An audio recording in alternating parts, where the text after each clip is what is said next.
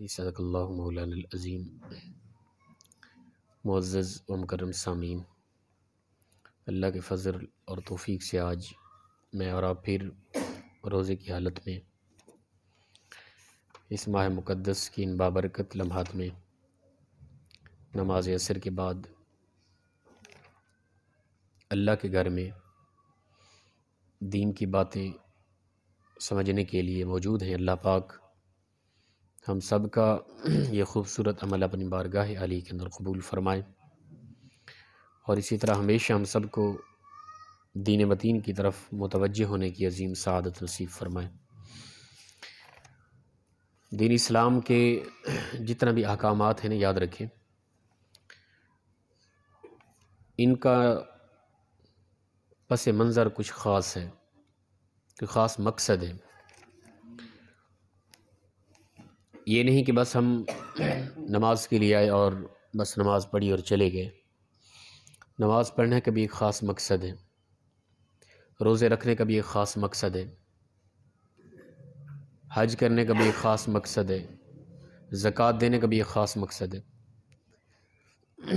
यानी जो भी इबादत हैं इनके अंदर ख़ास कुछ मकासद हैं, लेकिन मकसद एक ही है सिर्फ, और वो पूरे इस्लाम का एक निचोड़ है। यकीनन अगर इंसान मुसलमान होने के बाद उस अमल को अपना ले तो अल्लाह के नज़दीक सबसे बेहतरीन इंसान वही है। वो क्या अमल है?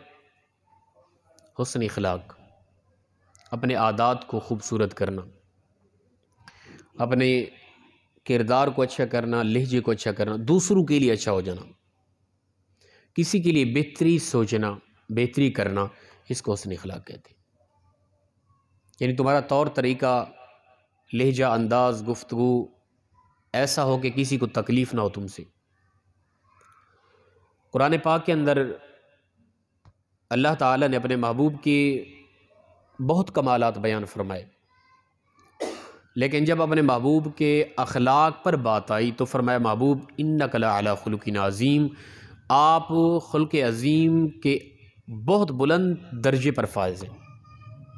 आपका खुल्क़ इस कदर अज़ीम है, अज़ीम कहा, ठीक है ना। अच्छे अखलाक आपके पास अज़ीम तर हैं। रसूलुल्लाह सल्लल्लाहु अलैहि वसल्लम की ज़ात मुबारका आप पूरी इंसानियत के लिए आपकी ज़िंदगी उसवा हसना है, एक नमूना है। लक़द कान लकुम फ़ी रसूलिल्लाहि उस्वतुन हसना। फरमाया कि बेशक सुन लो कि अल्लाह के नबी रसूल की ज़िंदगी तुम्हारे लिए एक बेहतरीन नमूना है। तुम मेरे नबी की ज़िंदगी के मुताबिक जीने की कोशिश करो। तो रसूल अकरम सल्लल्लाहु ताला अलैहि वसल्लम की अगर ज़िंदगी को देखें तो नबी अकरम सल्लल्लाहु ताला अलैहि वसल्लम की ज़िंदगी में सबसे ज़्यादा हुस्न इखलाक नज़र आता है। ऐलान नबूवत से कबल देखें 40 साल और ऐलान नबूवत के बाद देखें 23 साल मुकम्मल, 63 साल ज़िंदगी में सबसे जो मेन सबक हुजूर ने अपने कौल और किरदार से दिया वो हुस्न इखलाक था, सबसे ज़्यादा। बल्कि सबसे ज़्यादा क्या, ऐलान नबूवत से कबल जो ज़िंदगी है ना, वो भी हमारे लिए उसवा हसन है। अल्लाह का जो नबी और रसूल होता है ना, वो हमेशा से होता है।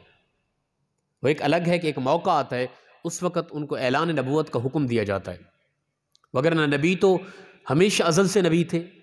हुजूर से पूछा गया ना, या रसूलल्लाह आप कब से नबी हैं? फरमाया कि अभी तक आदम अलैहिस्सलाम गारा और मट्टी के दरमियान थे, आपकी तख्लीक हो रही थी, अल्लाह के उस वक़्त भी मैं नबी था, ठीक है ना। तो रसूलुल्लाह सल्लम की ज़ात मुबारका की ज़िंदगी, ऐलान नबूवत से पहले वाली ज़िंदगी भी हमारे लिए उसवा हसन है। और वो कितना अरसा है? ज़ाहिरी 40 साल।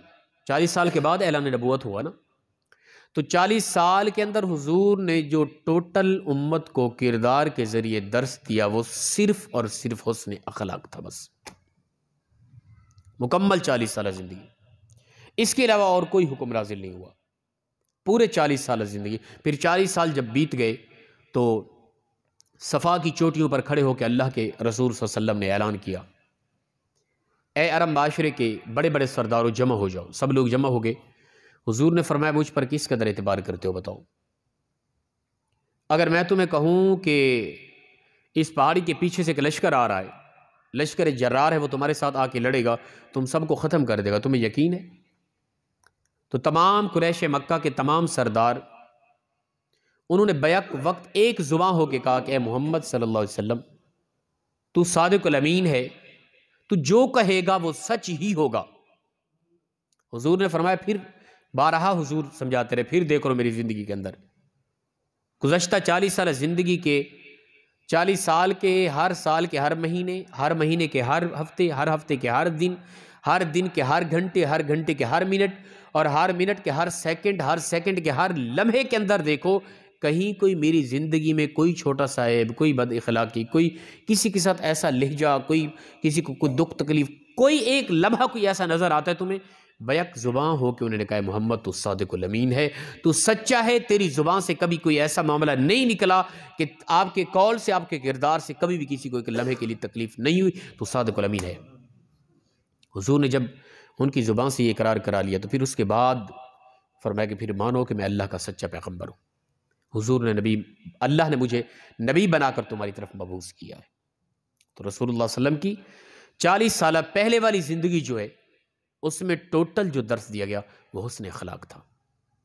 और फिर ऐलान नबूवत के बाद 63 साल तक, जो 23 साल नबूवत का पीरियड का ज़िंदगी है मुख्तसर सी, उसमें हुजूर ने जो मुकम्मल इस्लाम बयान किया, मैं अगर ये कहूँ कि 80% उसके अंदर भी हुस्न अखलाक का दर्ज दिया तो ये भी गलत ना होगा।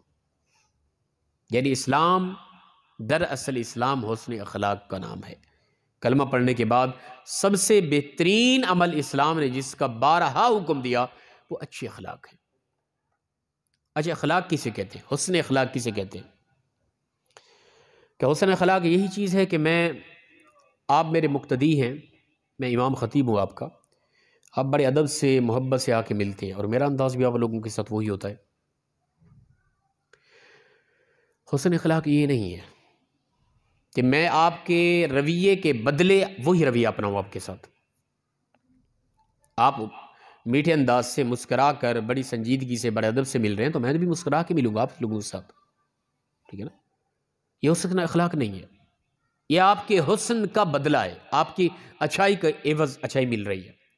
हुस्न अखलाक ये है कि मेरे साथ कोई गलत लहजे से, बदतमीज़ाना लहजे से, सख्त रवैये से बात करे, और उसके उस रवैये को, उस सख्त लहजे को बर्दाश्त करके फिर भी मैं मुस्कराते हुए अच्छे अंदाज से बात करूं, इसको हुस्न अखलाक कहते हैं, ठीक है ना? रसूलुल्लाह सल्लल्लाहु अलैहि वसल्लम की ज़िंदगी को देख लें, बारहा आपने कई रिवायात सुनी, बल्कि इससे पहले हुस्न अखलाक के हवाले से इस तरह देखें कि रसूलुल्लाह सल्लल्लाहु अलैहि वसल्लम के यहाँ एक साहिब आए, उन्होंने आके अर्ज़ की, या रसूलुल्लाह, दीन किसे कहते हैं? ठीक है ना? मुझे दीन समझाएं, या दीन में ऐसी बात समझाएं जिस पर मैं अमल करूं और मैं कामयाब भी हो जाऊं, और अल्लाह मुझे दुनिया और आखिरत में इज्जतें भी अता करे। हुजूर ने फरमाया, अपने अखलाक अच्छे कर ले। उसने फिर यही सवाल कर दिया, हुजूर मुझे फिर बताएं कोई ऐसा अमल कि जो मैं करूं और दुनिया और आखिरत में इज्जतें भी मिले, कामयाब भी हो जाऊं। हुजूर ने फिर फरमाया कि दीन यही है, अपने अखलाक अच्छे कर ले, अपनी तबीयत, अपने रवैये को अच्छा कर ले। 3 मरतबा उसने सवाल किया। हुजूर ने फरमाया, अपने हुस्न अखलाक, अपने अखलाक को अच्छा कर ले तो दुनिया और आखिरत के अंदर कामयाब भी हो जाएगा, अल्लाह तुम्हें दुनिया और आखिरत की इज्जत भी ज़रूर अता फरमाएगा। जब परवरदिगार ने ईमान को पैदा किया तो फरिश्तों को ईमान दिखाया, फरिश्तों को नज़ारा कराया ईमान का। फरिश्तों ने देखा कि परवरदिगार, ईमान ये भी एक मखलूक है और बड़ी खूबसूरत है। और उस वक़्त ईमान ने, यानी फरिश्तों ने ईमान के नूर को, हुस्न को देखकर ताज्जुब किया, और उस वक़्त ईमान ने अर्ज़ किया, परवरदिगार मेरे हुस्न में और इजाफ़ा फरमा। तो रब तआला ने ईमान को हुस्न अखलाक की पोशाक पहना के ईमान के हुस्न में और इजाफ़ा फरमा दिया। बेहतरीन ईमान यह है कि हमारे अखलाक अच्छे हो, हमारा रवैया लोगों के साथ अच्छा हो। हज़रत मुआज़ इब्न जबल अर्ज़ की, हुजूर ने फरमाया, मुआज़ तुझे एक ऐसा अमल बताऊं कि तू वो करे तो बग़ैर हिसाब व किताब की जन्नत में दाखिल हो जाए। अर्ज़ की, हुजूर ऐसा अमल तो फ़ौरन बताएं। हुजूर ने फरमाया, मुआज़ वो हमेशा करने वाला है, करेगा हुजूर हमेशा करूँगा। लगातार करने वाला है, हुजूर लगातार करूँगा। फरमाया कि फिर तू ऐसा कर, अपने दिल को लोगों के लिए साफ़ व शफ़ाफ़ कर दे, अपने अंदर हुस्न अखलाक पैदा कर, रब ताला तुझे बग़ैर हिसाब व किताब की जन्नत अता फ़रमा देगा। तो हुस्न अखलाक यही है। कोई गलत अंदाज से बोलता है, कोई गाली दे देता है, ठीक है ना, गलत रवैया किसी का, किसी ने बदतमीज़ी कर दी है, उसके सामने खामोश हो जाना, उसको माफ़ कर देना, इसे हुस्न अखलाक कहते हैं। लेकिन हमारे यहाँ क्या होता है, हम उन लोगों के साथ अच्छा रवैया होता है जो अच्छे अंदाज से हमारे यहाँ पेश आ रहे होते हैं, हम समझते हैं बड़े अखलाक अच्छे हमारे। ना मेरे भाई, आपके अखलाक उस वक़्त सामने आएंगे जब कोई आपके साथ बदतमीज़ाना लहजे में बात कर रहा है, जो आपके साथ लड़ाई के हवाले से बात कर रहा है, जो झगड़ा कर रहा है, आपको गाली गलौज दे रहा है, उस वक़्त पता चलेगा कि आपके अंदर किस कदर नरम मिजाजी है, आप किस कदर अच्छे अखलाक रखते हैं, उस वक़्त पता चलेगा। ठीक है ना। तो फिर मैं और आप इस हवाले से देख सकते हैं, हुजूर ने सहाबा से पूछा है, सहाबा बताओ कि क़यामत के दिन सबसे ज़्यादा गरीब कौन होगा। सहाबा किराम ने मुख्तलिफ आमाल करने वाले या मुख्तलिफ नेकी को छोड़ने वालों के मुतालिक तबसरा किया। हुजूर गरीब सबसे वो होगा जो नमाज नहीं पढ़ता। हुजूर ने फरमाया वो भी गरीब होगा, इससे ज़्यादा गरीब। सहाबा किराम ने मुख्तलिफ बातें इस सवाल के जवाब दिए, तो हुजूर ने फरमाया नहीं। फिर सहाबा ने अर्ज़ की, हुजूर आप ही बयान फरमा दें कि क़यामत के दिन सबसे गरीब कौन होगा, आप बयान फरमा दें। हुजूर ने फरमाया वो इंसान जिसकी नेकियां बड़ी होंगी, इबादत होंगी, रियाज़ात होंगी, तस्बीह व तालीलात करने वाला होगा, ज़ाहिरन बड़ी नेकियां करता होगा, 5 वक्त की नमाज होगी, ताज्जुद गुजार होगा, इशराक चाँद सब कुछ होगा, लेकिन उसके अखलाक अच्छे ना थे। क़यामत के दिन सबसे गरीब तरीन इंसान यही होगा, क़यामत के दिन उठाया जाएगा। तो सबसे अमीर तरीन कौन होगा फिर, जिसके दुनिया के अंदर अखलाक अच्छे थे, अच्छा रवैया था, हुस्न अखलाक था, प्यार मोहब्बत था, करीबी हमसायों को परेशान नहीं करता था। और अखलाक के हकदार सबसे ज़्यादा माँ बाप हैं, ठीक है ना। उनके साथ अच्छा रवैया हो, अच्छा लहजा हो, नरम मिजाजी हो, प्यार मोहब्बत हो। माँ बाप जब बूढ़े हो जाते हैं ना, तो बुढ़ापे के अंदर इंसान का दिमाग, सोच, फ़िक्र वो नहीं रहती जो जवानी में होती है, ठीक है ना। इस वक्त अल्हम्दुलिल्लाह मैं नौजवान आदमी हूँ, मेरी जो इस वक्त फ़िक्र है, सोच है, मेरे माँ बाप बूढ़े हैं, ज़ीफ़ुल उम्र है, उनके दिमाग के अंदर वो ताकत नहीं है। एक वक्त था कि मेरा दिमाग कमज़ोर था, मैं छोटा सा बच्चा था, मेरे माँ बाप जवान थे, वो मेरी परवरिश करते और वो दुनिया के सारे निज़ाम को समझते थे। आज मॉडर्न दौर को जो मैं समझ रहा हूँ, मैं समझता हूँ बाहर का माहौल और जिस कदर ज़हानत और नौजवान कड़ियल माशाअल्लाह, मेरे माँ बाप ज़ईफ़ुल उम्र हो गए, वो ना इस मॉडर्न दौर के माशरे को समझ रहे हैं ज़्यादा, ना वो उनके अंदर वो एक ज़ाहिरी तौर पे सलाहियत व क़ाबिलियत नज़र आ रही है, ठीक है ना। तो जिस तरह मेरे दिमाग छोटा था, बचपन था, मेरे माँ बाप मेरी हर शरारत को, मेरी हर अजीब तरह की मामलात को मोहब्बत की निगाह से देखते थे, हर ख़ता को मोहब्बत की निगाह से देखते थे। आज अगर माँ बाप बूढ़े हो गए, उनका दिमाग उस लेवल का काम नहीं करता, तो मैं अपने माँ बाप को उस तरह प्यार दूँ जिस तरह के बचपन में मेरे माँ बाप मुझे प्यार देते थे। ये है कमाल, और ये माँ बाप के हुकूक में से आता है, याद रखें। अपने माँ बाप को इस तरह प्यार दें जिस तरह अपने छोटे मासूम बच्चे को प्यार देते हैं। वो कितना जिद करता है। अगर माँ बाप कोई बात कर रहे हैं, माँ बाप की अगर वो फैसला नहीं मानना ना, माँ बाप के सामने ये ना कहे कि नहीं करना ऐसा, ठीक है ना, बिल्कुल अहमियत दें, उन्हें कहें जी अब्बा जी इसी तरह ही करना, आप जो फरमा रहे हैं बस, ये हुस्न अखलाक है। लेकिन आप माशरा मॉडर्न दौर है, आप बेहतर जानते हैं कि क्या करना है। अब्बा जी नहीं इस कदर पढ़े हुए, आप माशाल्लाह बड़े पढ़े लिखे आदमी हैं, माशरे में जो आप अपनी तबीयत के मुताबिक और मॉडर्न दौर के मुताबिक फ़ैसला करना है वही करें, लेकिन आप अपने बाप से, अपनी माँ से ज़रूर मशवरा लें। वो जो कह रहे हैं उन्हें कहें जी बिल्कुल वो इसी तरह ही करना है, ठीक है ना। तो माँ बाप की छोटी छोटी मामलात इस तरह के, क्योंकि वो जहन उस हद तक का काम नहीं करा, उनको प्यार दें जिस तरह बचपन में वो हमें प्यार मोहब्बत दिया करते थे। अल्लाह अकबर। तो सबसे मेन हकदार हुस्न अखलाक के माँ बाप हैं। हुजूर ने फरमाया कि जो मुस्कराते हुए माँ बाप के चेहरे को एक मर्तबा देखता है, रब ताला उनको मकबूल हज का सवाब अता फरमाता है, ठीक है ना। तो हुस्न अखलाक यही चीज़ है कि मुस्कराना, ठीक है ना। मीठे लहजे से, मीठे अंदाज से, मीठे गुफ्तगू से अपने माँ बाप क्या पेश है। तो सबसे बड़े हकदार हुस्न अखलाक के माँ बाप हैं। हमारे यहाँ दोस्तों के साथ गपशप हो रही थी, हंसी मजाक होती है, बड़े टाइम दिया जा रहा होता है, लेकिन माँ बाप को वक्त ही नहीं देते। जब आते हैं घर सीरियस होते हैं, बूढ़े माँ बाप इंतज़ार में होते हैं कि कब बेटा आएगा, कब बातचीत करेगा, कि हमारी खैर खैरियत पूछेगा, कोई खबर नहीं होती। तो याद रखें कि यही वक्त, अगर मैं और आप इस वक्त जवान हैं और माँ बाप बूढ़े हैं, उनको वक्त नहीं दे रहे, अन करीब ये बाजी पलटने वाली है और मैं और आप बूढ़े होने वाले हैं। और इसी तरह तरसते रहेंगे, काश हमारे नौजवान बेटे जो दोस्तों के साथ गपशप कर रहे हैं, हंसी मजाक कर रहे हैं, कुछ चंद लम्हे हमारे पास भी आकर हमारी खैर खैरियत पूछेंगे, लेकिन नहीं पूछेंगे वो, जिस तरह मैं और आप कर रहे हैं आज। और फिर उस वक्त हमें एहसास हुआ, हो हम क्या करते थे। एंड इसी तरह मेरे माँ बाप को भी दुख होता था उस वक्त, जिस तरह आज मुझे हो रहा है। लेकिन उस वक्त नहीं होगा। वक्त पर काफ़ी आबे, एक कतरा भी आबे खुश हंगाम का, जल गया खेत बरसमी तो फिर किस काम का। आज वो खेत नहीं रहा, ठीक है ना। उस वक्त एक कतरा भी काम का था, एक लम्हा भी माँ बाप को देना काम। आज रोते रहे बुढ़ापे में आके कि माँ बाप को हमने वक्त नहीं दिया, आज हमारी औलाद वक्त नहीं दे रही। तो ये दर्द जो हमें हो रहा है, शायद कि मेरे माँ बाप को भी यही दर्द हुआ होगा। आज वो दर्द महसूस हो रहा है ना, उस वक्त नहीं किया महसूस, आज वक्त है। इस हवाले से हम लाजमन सोचें। दूसरे हुस्न अखलाक के हकदार सगे बहन भाई हैं, जिनसे सबसे ज्यादा झगड़ा होता है, याद रखें, सगे बहन भाई, ठीक है ना। सबसे बड़ी मुखालफत सगे बहन भाइयों की होती है, वो विरासत की तकसीम की वजह से हो या रिश्ते देने न देने की वजह से हो, सबसे बड़ी नफरत होती है। करीबी हमसायों के साथ बड़ा दोस्ताना माहौल होगा और कई दोस्त होंगे, उन्हीं से मशवरा होगा, उन्हीं से ताल्लुकात होंगे, उन्हीं से लेन देन होंगे। सगे भाई से साल से बातचीत नहीं हो रही होती। क्यों? रिश्ता नहीं हुआ था आपस में, मेरे कहने पर रिश्ता नहीं किया था। या विरासत में वो दीवार यहाँ आती थी, ठीक है ना, उस दीवार के झगड़े से 20 साल हो गए, बस वो झगड़ा अभी तक चल रहा है, बोलचाल नहीं है सगे भाइयों का। दोनों सगे भाई कब्र के अंदर दफन हो गए, बोलचाल नहीं था, अभी तक वो दीवार वहीं पड़ी है, वो जगह वहीं पड़ी है।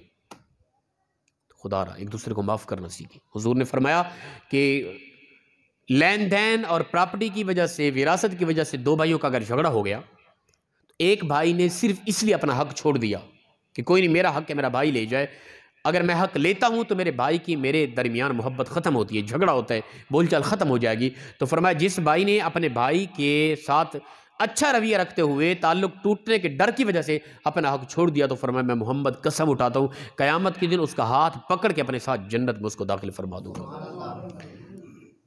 तो दूसरे बड़े हकदार हुस्न अखलाक के बहन भाई, माफ़ करना सीखें, छोड़ दे, कुछ नहीं होता। छोटी छोटी प्रॉपर्टी 1 लाख 2 लाख करोड़ खरब तक होगा, इतना बड़े तो हम कोई नहीं बैठा, ठीक है ना। या ऑन कैमरा इतना बड़ा आदमी शायद हमारा कोई बयान नहीं सुनेगा, सादा लोग, हम जैसे गरीब लोग ही सुन लेते हैं बाज़ वक़्त कैमरे ऑन कैमरा भी। तो खुदा रहा छोटी छोटी प्रॉपर्टी की वजह से छोड़ दे, माफ़ कर दे, यह हुस्न अखलाक है। क़यामत के दिन रब तआला तुम्हें ज़रूर सिला अता फरमाएगा। और दूसरा हुस्न अखलाक का हकदार इंसान तीसरी बीवी है, ठीक है ना। सबसे बड़ी हकदार, फिर सबसे पहले माँ बाप, फिर बहन भाई, फिर बीवी।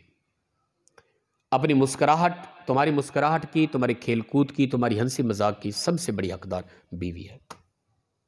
लेकिन हमारा रवैया अच्छा नहीं होता, हो जाते हैं झगड़ा छोटा मोटा, कोई नहीं, खुद सुलह कर लिया करो।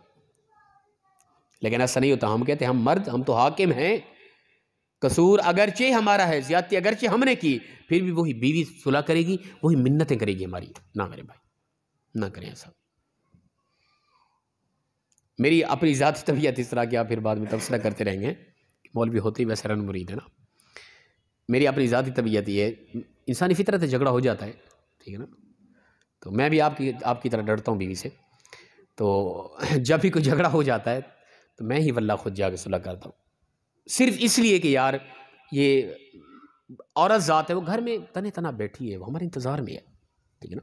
इस वक्त देखिए आप कितनी साथी बैठे हैं, दर्स ख़त्म होते बड़े अदब से आप मिलेंगे, खैर खैरियत पूछेंगे, आप लोगों से ताल्लुक़ है। फिर हमारे कई क्लास फेलो दोस्त हैं, राब्ते होते हैं, बाहर निकलते हैं, कई दोस्तों से, यानी मेरी एक वजूद, मेरी ये ज़िंदगी हज़ारों लोगों से मुंसलिक है और हज़ारों लोग मुझे मोहब्बत प्यार देते हैं। लेकिन वो भी इंसान ही है, जो बीवी है, घर पर्दे में बैठी है, बाहर निकलेगी तो पापर्दा होगी, किसी से ना बात कर सकती है, ना उसे इजाज़त है, और सिर्फ वो तने तना मेरे इंतज़ार में है। उसके हंसी, मेरे साथ कई दोस्त हंसी मजाक, खेल कूद, गपशप चलता रहता है, उसने सिर्फ मेरे अकेले के साथ हंसी मजाक भी करनी है, उसने तने तना मेरे साथ गुफ्तगू भी करनी है, खेलकूद भी मेरे साथ, सब कुछ, लेकिन मैं घर जाकर मेरा रवैया ये हो कि सख्त ले जाओ और झगड़ा हो जाए, मैं कहूँ नहीं वही सुलह करेगी, ना मेरे भाई, ये गलत चीज़ है। खुदारा अगर हो जाता है तो कोई नहीं, पहल कर लिया करें। कहने दे घर वालों को, माई बाप को और भाइयों को कि ये रन मुरीद है, उन्हें कहे जो भी समझे आप। हुजूर का बेहतरीन तरीका था अपनी बीवी के साथ हंस से मुस्कुराते हुए, ठीक है ना। हुजूर पानी पी रही थी आयशा सिद्दीक़ा, हुजूर ने बर्तन लिया, प्याला था मिट्टी का, पीने लगे। हुजूर ने फरमाया आयशा बता कहाँ पे तूने होंठ लगाए? हुजूर यहाँ पे, हुजूर ने वहाँ पे होंठ लगा के पानी पिया।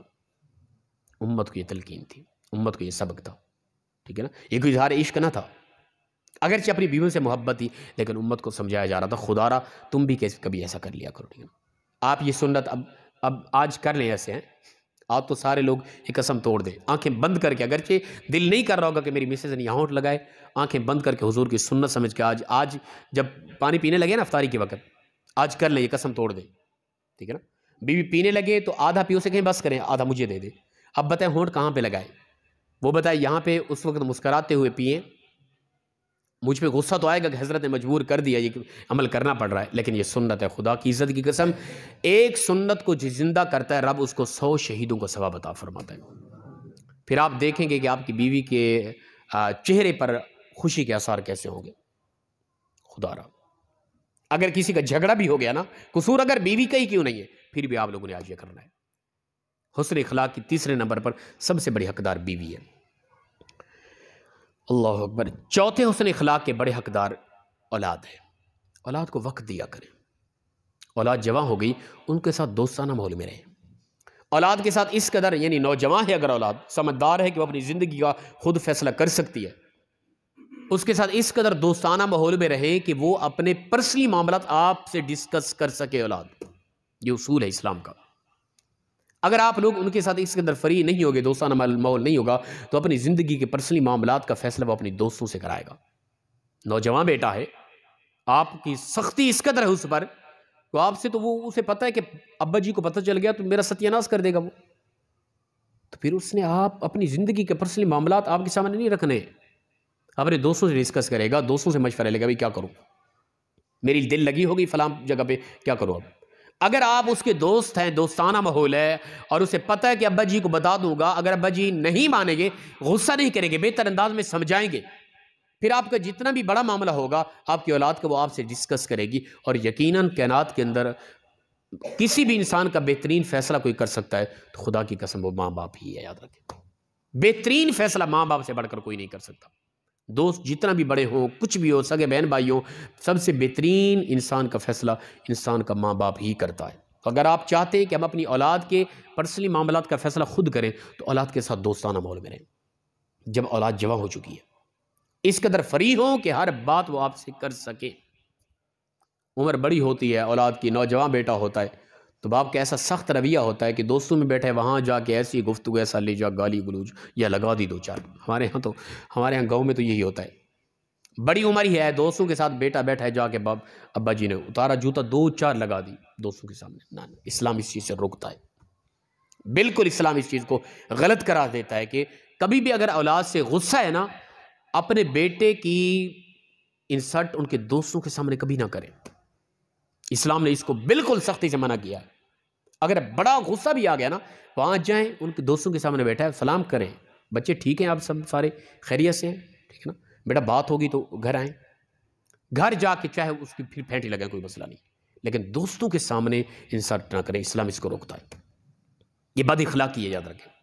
आपके बच्चे क्या के अंदर कमजरफी पैदा होगी, आपकी औलाद का मिजाज ख़राब हो जाएगा। बिल्कुल नहीं, औलाद को इज्जत दे उनके दोस्तों के सामने, बस ये उसूल अपना हमेशा के लिए।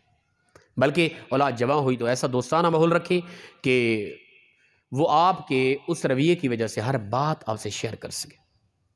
वगरना कई मरतबा ऐसा होता है, औलाद के मामलात बाहर जो चल रहे होते हैं माँ बाप को पता ही नहीं होता, बाद में पता चलता है जब काम बिगड़ गया होता है, ठीक है ना, सर पानी से ऊपर निकल गया होता है, फिर पता चलता है वजह क्या होती है। माँ बाप के सख्त रवैया वजह होती है। औलाद डर की वजह से बताती नहीं, फिर वही माँ बाप परेशान हाल होते हैं, उदास होते हैं, भी क्या हो गया, काश कि मैं पहले ये बता देता। भाई पहले कैसे बताता, तुम्हारा रवैया ऐसा नहीं था, तुम दोस्त थे नहीं उसके, ठीक है ना, तुम तो थानेदार बने हुए, जज बने हुए थे उन पर, औलाद थी तुम्हारी, उनके साथ अच्छा रवैया होना चाहिए था। तो औलाद चौथे नंबर पर हुस्न इखलाक की हकदार है। फिर उसके बाद जितना भी रिश्तेदार, करीबी रिश्तेदार हैं, हमसाए हैं, वो हुस्न इखलाक के हकदार हैं। आपकी ज़ुबान से जब भी कोई बात निकले, मीठी हो, अच्छा ले जाओ, अच्छा अंदाज हो, रवैया अच्छा हो, अपने किरदार को खूबसूरत करें। जो भी तुम्हारा करीबी है, हमसाए हैं, वो तुम्हारे कौल किरदार से मुतमईन हो, ठीक है ना। फिर आप समझ लें कि आपके ईमान ने बेहतरीन हुस्न इखलाक की पोशाक पहनी हुई है और आप बेहतरीन मुसलमान हैं।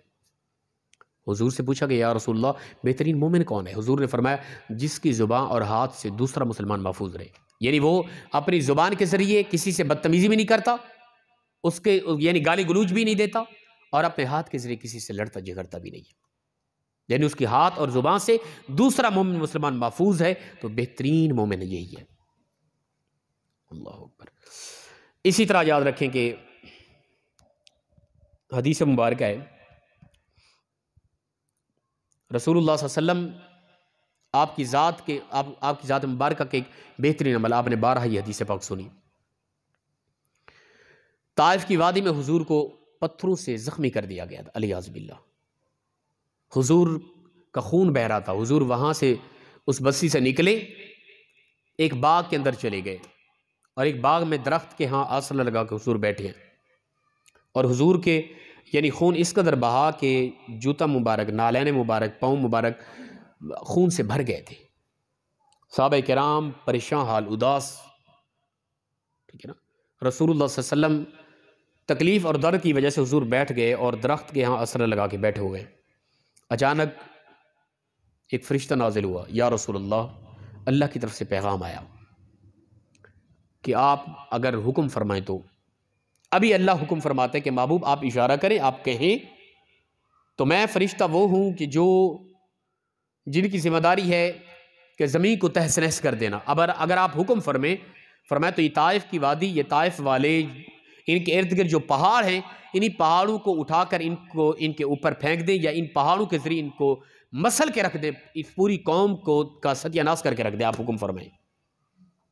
हुजूर खामोश बैठे थे जब उस फरिश्ते ने आके हुजूर को ये पैगाम दिया। अब हुजूर के वापसी जवाब का इंतज़ार था। साहबे किराम उस तरफ देख रहे थे, पहाड़ों की तरफ। अभी ये पहाड़ उठाए जाएंगे और इस कौम के ऊपर फेंक दिए जाएंगे, या इसी बस्ती को उठा के उलट दिया जाएगा, इसके अंदर ज़लज़ले आएंगे। फरिश्ते अभी इनको उठाएंगे और इस कौम की चीखों पुकार आसमान के सातों आसमानों के फरिश्ते सुनेंगे। अभी सहाबा किराम अपने तख़य्युलात में सोच रहे कि अभी तहस नहस होने वाली ये बस्ती। हुजूर खामोश बैठे, अभी इंतज़ार है हुजूर के उस फैसले का। हुजूर ने सर उठाया, हुजूर ने फरमाया कि दुआ के लिए बल्कि हाथ उठाए, ए परवरदिगार, ये नहीं तो इनकी आने वाली उम्मत में रहमत बना के भेज गया। ए परवरदिगार, मैंने इनको माफ़ किया, ये मुझे नहीं समझते ना, इनके आने वाली नस्लें तो मुझे समझेगी, नबी मानेगी ना। हुजूर ने माफ़ कर दिया। इस कदर दर्द दिया, वो अल्लाह के पैगंबर थे, ठीक है ना। तो हुस्न इखलाक क्या है? कोई तुम्हारे पास इक़्तिदार है, तुम्हारे पास पावर है, तुम बहुत कुछ कर सकते हो, फिर भी तुम्हारे साथ किसी ने इस कदर गलत अंदाज अपनाया, तुम्हारे साथ सितम किया, जुल्म किया, उसको माफ़ कर दो। ये हुजूर की सुन्नत और दरअसल ये हुस्न इखलाक है, याद रखिए, ठीक है ना। मज़ा तब है कि हमारे पास इस्तिताअत है, पावर है, ताकत है। किसी ने ज़्यादती की, उसका बदला हम बड़े टफ अंदाज से ले सकते हैं, फिर भी माफ़ कर दें, यह हुस्न इखलाक है। फ़तेह मक्का के मौका पर हुजूर ने फरमाया, जाओ चाबी लेके आओ। हज़रत उस्मान बिन अबी तलहा के पास थी, तो गए चाबी लेने के लिए। तो जब चाबी लेकर आए, चाबी नहीं मिल रही थी। फिर हज़रत अली करमल्लाहु वजह करीम जाके आपने बाजू मरोड़ा, चाबी ली और उस्मान बिन अबी तलहा को पकड़ के लाए। जब सामने आए उस्मान बिन अबी तलहा, हुजूर ने फरमाया, उस्मान बता, कुछ याद आया तुझे? हुजूर क्या याद दिला रहे थे? हिजरत से पहले हुजूर मक्का में यानी मस्जिद के अंदर, खाना काबा के अंदर नफिल पढ़ने के लिए जाने लगे। उस्मान बिन अबी तलहा के पास चाबियाँ थी, ये उस वक़्त मोहतम मुतवल्ली था, तो और लोग भी जा रहे थे, हुजूर भी जाने लगे। तो इसने हुजूर को पकड़ा और खींच लिया, कहा कि ए मोहम्मद सल्लल्लाहु अलैहि वसल्लम, तुझे इजाज़त नहीं कि तू यानी खाना काबा के अंदर जाके नफिल पढ़ सके। हुजूर ने फरमाया, हर खास आम जा रहे, ए उस्मान, मैं क्यों नहीं जा सकता? कहने लगे ए मोहम्मद सल्लल्लाहु अलैहि वसल्लम तुझे इजाज़त नहीं, हर ख़ास हो जाएगा। हुजूर ने ऐलान नबूवत कर दिया था ना उस वक़्त। हुजूर ने मुस्कुराते हुए बड़ी संजीदगी से फरमाया उस्मान याद रख ले ये मेरी बात, बहुत जल्द वो लम्हा आने वाला है और वो कैसा लम्हा होगा, यहीं पर हतीम काबा में तू और मैं दोनों मौजूद होंगे और मैं उस वक़्त इस मक्का का फातेह हूँगा, लीडर हूँगा, और यही चाबी जो इस वक्त तेरे हाथ में है ये चाबी मेरे हाथ में होगी और इसका मोहतम मुतवल्ली मैं हूँगा और तू मेरे सामने गिड़गिड़ा के रो रहा होगा। मैं चाहूँगा तुझे माफ़ कर दूंगा, चाहूँगा इस तेरे तरीके का और इस अंदाज रवि का बदला लूँगा। उस्मान बिन अबी तलहा मुस्कराए, कहने लगे ए मोहम्मद सल्लल्लाहु अलैहि वसल्लम ये तुम्हारे वहम की बातें हैं कि ऐसा भी कोई लम्हा आए कि ये चाबियाँ तुम्हारे हाथ में हो और तुम इसको फतह कर लो आके, ये कभी भी नामुमकिन होने वाला नहीं है ये। और फिर दिन रात बदले, देखा गया कि हुजूर हिजरत करके चले गए, फिर वापस लौटे, मक्का फतह हुआ और हुजूर ने फरमाया जाओ उस्मान बिन अबी तलहा को पकड़ के लाओ। नहीं आ रहे थे, चाबी नहीं दे रहे थे हज़रत अबू बकर सिद्दीक को। हज़रत अली ने जाके ज़बरदस्ती चाबी ली उनसे और बाजू मरोड़ा और पकड़ के ज़बरदस्ती हुजूर के हाथ सामने खड़ा किया। ऐन हूबहू वही जगह थी जिस तरह हुजूर के साथ पहले खड़े थे और उसी जगह पे उसी तरह हूबहू अबू उस्मान बिन अबी तलहा रोते हुए। हुजूर ने फरमाया उस्मान अब बता कुछ याद आया तुझे, तुझे कहा था कुछ मैंने, अब देख वे मोहम्मद सल्लल्लाहु अलैहि वसल्लम हतीम काबा और खाना काबा की चाबियां मोहम्मद सल्लल्लाहु अलैहि वसल्लम के हाथ में, और उस्मान देख तू मेरे सामने रो रहा है, तुझे ये लफ्ज़ कहे थे, अब बता। अब उस्मान बिन अबी तलहा बड़े ख़तरे में थे क्योंकि अरब माशरे का ये तरीका था कि कोई किसी पर जुल्म करता, पहले कोई ज़्यादती करता और फिर जब उसे बदला लिया जाता, जब मौका था बदला लेने का, ठीक है ना। अगर कोई लीडर बन के आता, बड़े लीडर से किसी ने बदतमीजी की होती तो फिर उसका जो हशर होता वो बयान करने और देखने के बर्दाश्त में नहीं था। उस्मान बिन अबी तलहा यही सोच रहे हैं कि मोहम्मद सल्लल्लाहु अलैहि वसल्लम के साथ मैंने जो ज़्यादती की, आज ये फतह करके फातेह लीडर है, अब ये मुझे लटका कर मसमार करें पत्थरों के ज़रिए, मेरे टुकड़े करा के देंगे, पता नहीं क्या कुछ होगा। हुजूर समझा रहे हैं और बात कर रहे हैं, उस्मान बता याद आया तुझे, तुझे कहा था मैंने, वही अंदाज़ है, वही जगह तू खड़ा है, वही जगह मैं खड़ा हूँ, चाबी मेरे हाथ में, मैं फातेह लीडर हूँ, अब ये सब कुछ मेरे कब्ज़े में है और मैं इस वक्त मोहतम मुतवल्ली हूँ इस खाना काबा का, और देख तेरे आंसू जा रहे, तू रो रहा है, और वो थर थर कांप रहा था कि अभी मेरी खैर नहीं होगी। हुजूर ने करीब किया, फरमाया उस्मान खामोश हो जा, मत रो, मोहम्मद सल्लल्लाहु अलैहि वसल्लम ऐसा नहीं है, जा ये ले, ये चाबियाँ तेरे हाथ में देता हूँ, और सीने से लगाया, फरमाया मेरी उम्मत के लोगों याद रखो, अभी उस्मान बिन अबी तलहा ने कलमा नहीं पढ़ा था, फरमाया मेरी उम्मत लोगों याद रखो आज मोहम्मद सल्लल्लाहु अलैहि वसल्लम ये चाबियाँ उस्मान बिन अबी तलहा को दे रहा है और क़यामत की सुबह तक उस्मान बिन अबी तलहा के नस्लों में ये चाबी रहेगी हमेशा के लिए। और हुजूर ने उसको माफ़ कर दिया। उसी वक्त गिरे कदमों के अंदर, हुजूर मुझे कलमा पढ़ा, मुझे माफ़ कर दें। और आज तक खाना काबा के मोहतम मुतवल्ली और उनकी चाबियाँ उस्मान बिन अबी तलहा की नस्लों के पास याद रखें, हुजूर अता फरमा गए। ये हुस्न अखलाक है। हमारे यहाँ सगे भाई छोटा सा मामला झगड़ा, हम पता नहीं क्या कुछ बदला लेने के लिए सोच रहे होते। माफ़ करना सीखें, फ़ाफ़ू वस्फ़हू हत्ता याती अल्लाहु बिअमरी। अल्लाह फरमाते हैं महबूब माफ़ करो, दरगुजर करो, रब की तरफ से हुक्म आ जाएगा करीब, आप अपने दुश्मन को माफ़ करना सीखो। ये हुस्न अखलाक है।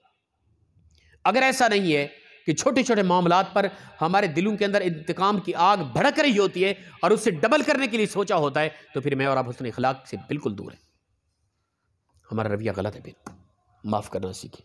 आज अगर हम किसी को माफ़ कर देंगे, क़यामत का दिन होगा, रब ताला के इंसान को माफ़ कर देगा, ए इंसान जा तेरी सारी ख़ता माफ़ कर दी, जो कुछ भी तू करके आया जा तुझे माफ़ कर दी, जन्नत में दाखिल हो जा। बंदा हैरान होगा, अर्ज़ करेगा परवरदिगार समझ ही नहीं आया, मेरी तो बड़ी बड़ी ख़ताएँ थी, किस अमल की वजह से मुझे माफ़ कर दिया गया। रब फरमाएगा तेरे पास ताकत भी होती, जो तेरे साथ ज़्यादती करता तू उसको माफ़ कर देता, दरगुजर करने वाला तो मैं रब हूँ ना, तो तेरे उस रवैये की वजह से आज मैंने तेरे सारे गुनाह माफ़ करके तुम्हें जन्नत अता फरमा रहा हूँ। अगर मैं और आप चाहते हैं कि क़यामत के दिन मैं और आप सुरखुर हो जाएं, हमें माफ़ कर दिया जाए, तो फिर मैं और आप दूसरों को माफ़ करना सीखें। अल्लाह पाक हम सबको अमल की तौफ़ीक़ अता फ़रमाए। व आखिर दावाना अल्हम्दुलिल्लाहि रब्बिल आलमीन।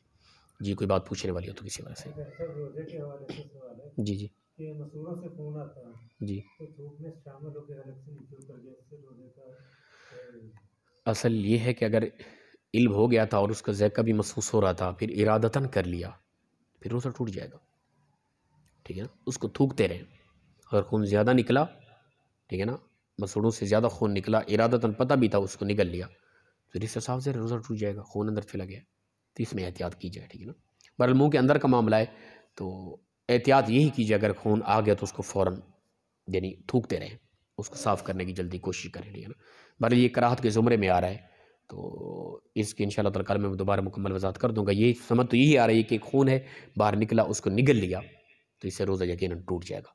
लेकिन इसकी दोबारा मैं कल वज़ाहत फिर कर दूँगा, अल्लाह पाक बेहतरी फ़रमाए। जी, और कोई हुक्म इसके अलावा? अल्लाह पाक अमल की तौफ़ीक दे।